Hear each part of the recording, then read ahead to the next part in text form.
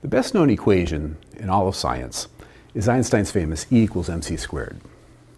Stated simply, the equation says that energy, which is the E, equals mass, which is the m. The c squared term is just a conversion factor, like when you convert feet to meters.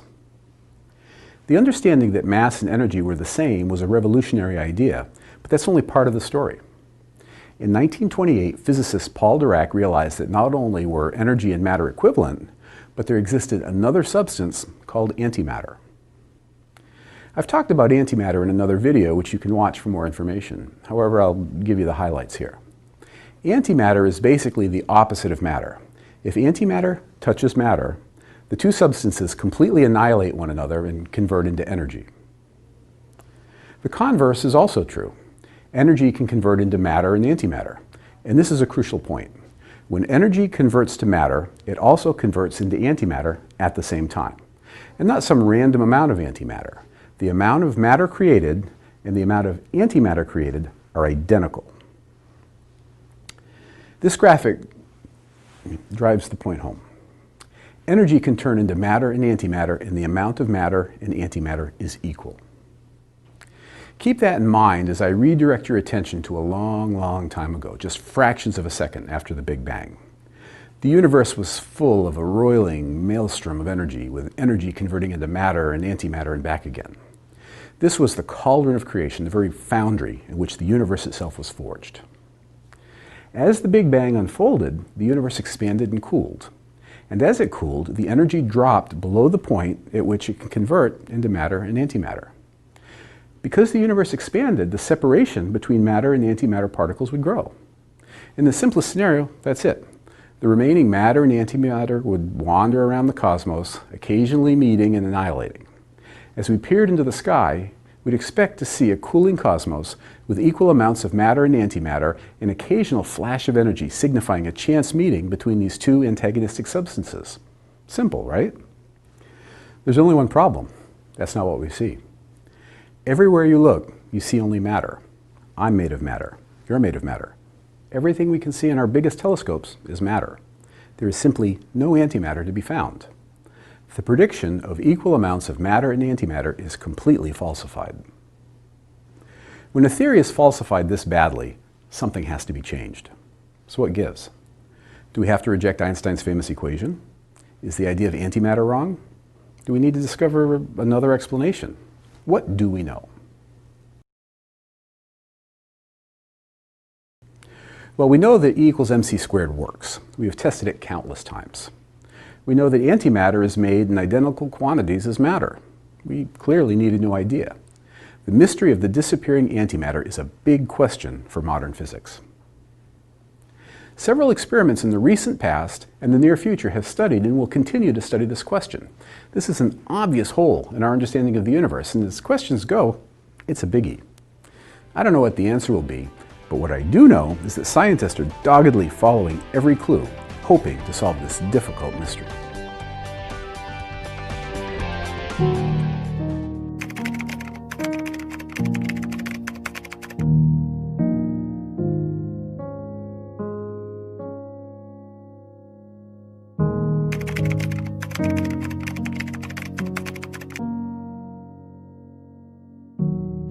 Selain Al-Quran itu menjadi mukjizat pada kehidupan kita, maka kita harus paham fungsinya Al-Quran itu dijadikan petunjuk pada kehidupan kita.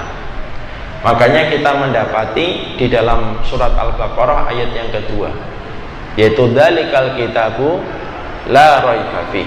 Terus hudal lil muttaqin. Masya Allah. Kalau masih ayat 2, 3, 4 Al-Baqarah masih bisa dilanjutkan. Kalau sudah ayat yang ke-100 pasti nggak ada yang melanjutkan, diem aja. Maka Allah menyampaikan ayat yang kedua pada surat Al-Baqarah, hudal lil muttaqin. Ketika kita mendapati hudal lil muttaqin, para ulama terutama yang saya baca Imam Ibnu Katsir itu berkata, artinya hudal lil muttaqin itu menjadi petunjuk. Karena Quran itu akan menjelaskan kepada kita mana itu jalan ke surga dan mana itu jalan neraka. Makanya disifati kebenaran itu cahaya. Artinya cahaya itu menerangi. Dengan kita berpijak dan berpegang kepada Al-Quran, akan ketahuan mana itu jalan keburukan, mana itu jalan kebaikan, mana itu ibarat kata, mana tikus, mana jalan tikus, mana jalan ulat, mana jalan syaitan, mana jalan para nabi dan para rasul. Semuanya menjadi jelas. Karena kegelapan itu, karena kebodohan itu kegelapan, maka sebaliknya Quran yang merupakan referensi ilmu itu disifati dengan kata nur. Nur itu cahaya. Dan itulah makna diantara yang kita dapatkan bahwasanya Quran itu menjadi hudan lil muttaqin. Selain dia menjadi petunjuk, maka arti hudan lil muttaqin itu artinya adalah jawaban. Artinya Quran itu menjadi jawaban dari seluruh pertanyaan yang kita miliki pada kehidupan kita. Tidak ada satu pertanyaan yang pernah dimiliki manusia yang timbul di benak hatinya dan dadanya, kecuali pertanyaan itu sudah dijawab oleh Allah secara tuntas di dalam Al-Quran. Karena Quran itu ketika menjadi petunjuk, salah satu makna petunjuk itu dia menjadi jawaban. Tidak ada pertanyaan yang dimiliki manusia kecuali pasti ada kita dapatkan di dalam Al-Quran. Karena itulah fungsinya Quran ketika menjadi petunjuk dalam kehidupan kita. Allah sebelum menciptakan kita, sifat ilmunya Allah yang tiada batas itu menjadikan Allah tahu sebelum menciptakan kita, kira-kira pertanyaan yang akan dimiliki manusia itu problematikanya apa saja. Kenapa Allah sudah tahu seluruh problematika kita? Karena Allah yang menciptakan kita. Sampai kemudian diciptakan pembuluh-pembuluh darah yang super kecil pun Allah ciptakan, itu pun Allah tahu. Apalagi cuma problematika dan pertanyaan yang dimiliki manusia. Sebelum Allah menciptakan manusia, Allah pun sudah tahu kira-kira problematika dan pertanyaan yang dimiliki manusia itu apa.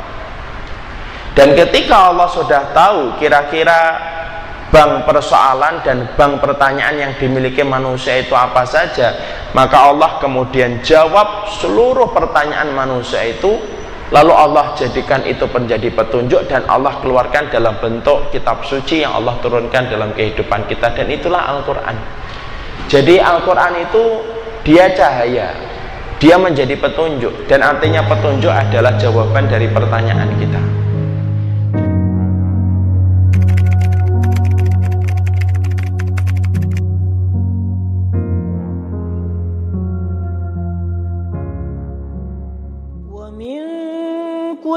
شيء خلقنا زوجين لعلكم تذكرون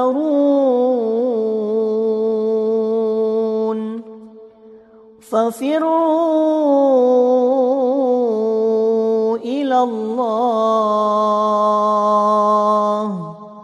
ففروا إلى الله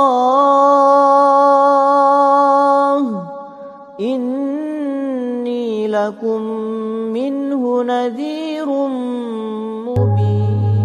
Dari Ibnu Katsir menyatakan, setiap pasangan yang berpasang-pasangan, ada matahari dan ada bumi, ada malam dan ada siang, ada matahari dan ada bulan, ada daratan dan ada lautan, ada yang terang dan ada yang gelap, ada iman dan ada kafir, ada kematian dan ada kehidupan, ada kesengsaraan dan ada kebahagiaan, ada surga dan ada neraka.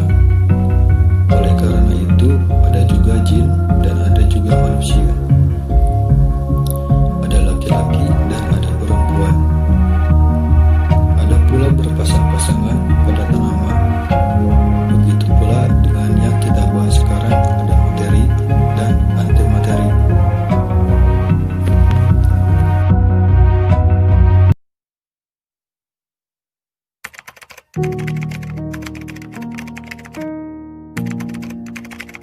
Salah satu yang membingungkan adalah istilah partikel Tuhan. Tak ayal banyak kalangan menghubungkan penemuan ini dengan Tuhan dan agama.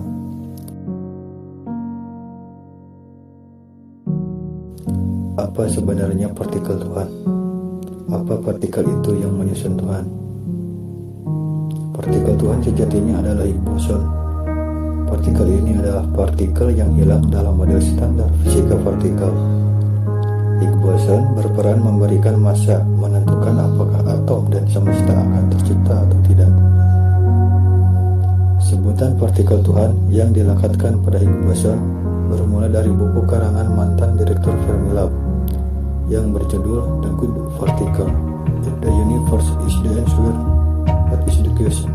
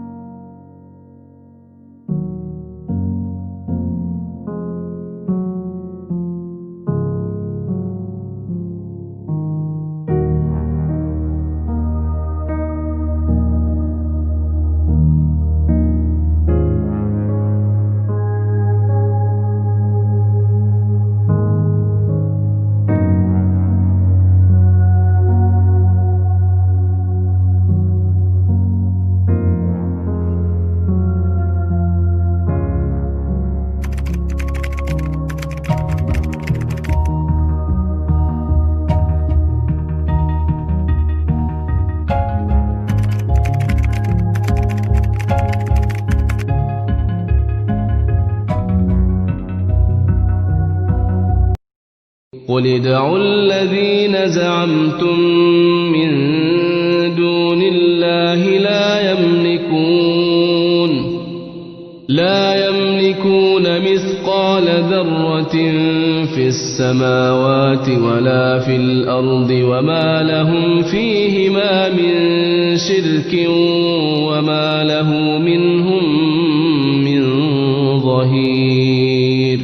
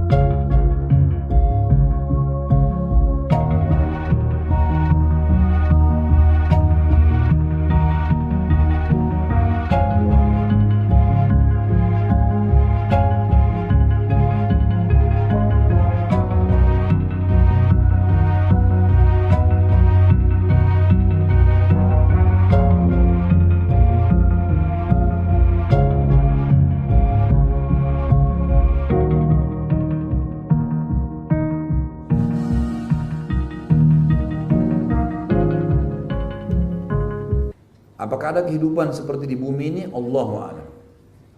Belum pernah ada dalil yang menjelaskan kepada kita masalah itu. Kalau di alam semesta ini yang dimaksud adalah bintang-bintang, belum pernah ada yang menjelaskan masalah itu. Yang selalu Allah sebutkan hanya samawati wal ard, langit dan bumi, gitu kan?